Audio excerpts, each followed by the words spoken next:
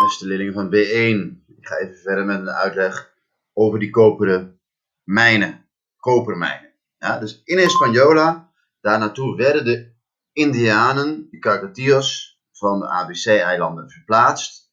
En ze werden in Hispaniola te werk gesteld in kopermijnen. En van die koper konden munten worden gemaakt, of ijzeren borstplaten, of helmen voor de Spanjaarden, of gereedschappen. Allerlei materialen waar de Spanjaarden heel veel aan hadden. Zo werden eigenlijk heel veel mensen uit de ABC-landen gedeporteerd, vandaar ook het woord deportatie. Het wordt dan verplaatst door iemand naar een andere plek die je niet kent. Dat moest vast heel heftig geweest zijn voor die mensen. Ja? Nou, er was ook protest tegen de slavernij. Protest betekent dat je ergens tegen verzet. En dat deed deze meneer de Las Casas. Hij was een priester, zoals er heel veel naar de nieuwe wereld werden gestuurd, sacerdoot, en een priester voor de katholieke kerk. En zijn bedoeling was om mensen te vertellen over het katholieke geloof, maar hij zag ook om zich heen, hij werd naar Cuba gestuurd, dat wat met de Indianen gebeurde op de mijnen en op de boerderijen en op de hacienda's, dat dat niet mooi was.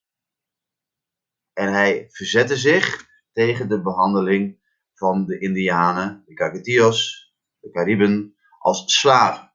Hij vond dat niet oké. Hij vond dat niet goed. Ja?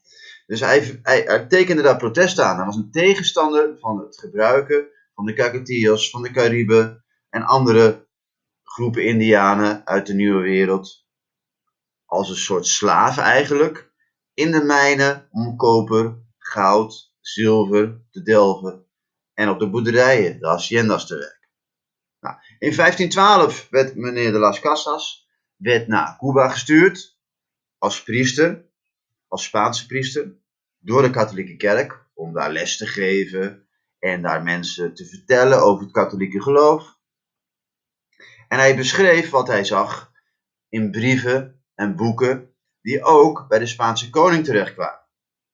En die brieven en boeken leidden er uiteindelijk toe in 1542 dat de koning verbood dat Indianen, Carcatillos, Cariben nog als slaven op allerlei plekken door de Spaanse kolonisten werden ingezet. Dus dat heeft hij bereikt. De mensen in die tijd zagen eigenlijk al hoe slecht het was wat er toen gebeurde. Ja, er waren ook mensen die gewoon hun gevoel lieten spreken, maar ook gewoon nadachten van de Indianen zijn ook gewoon mensen zoals jij en ik. Ja? Dus het gevolg, zou je kunnen zeggen, zoals we bij geschiedenis nadenken, het gevolg van al die brieven die hij schreef en de boeken die hij schreef, is dat de Indianen uiteindelijk geen slaven meer mochten zijn van de Spaanse koning. Ja? En dat het ook in de wet veranderd werd. Dus het gevolg van al die brieven, ja, die de Las Casas schreef en het boeken die hij schreef, leidden ertoe dat in 1542 uiteindelijk de Spaanse koning bij wet verbood dat in de nieuwe wereld de Indianen nog als slaven gebruikt mochten worden. Ik hoop dat ik hiermee het een en ander hierover duidelijk heb gemaakt.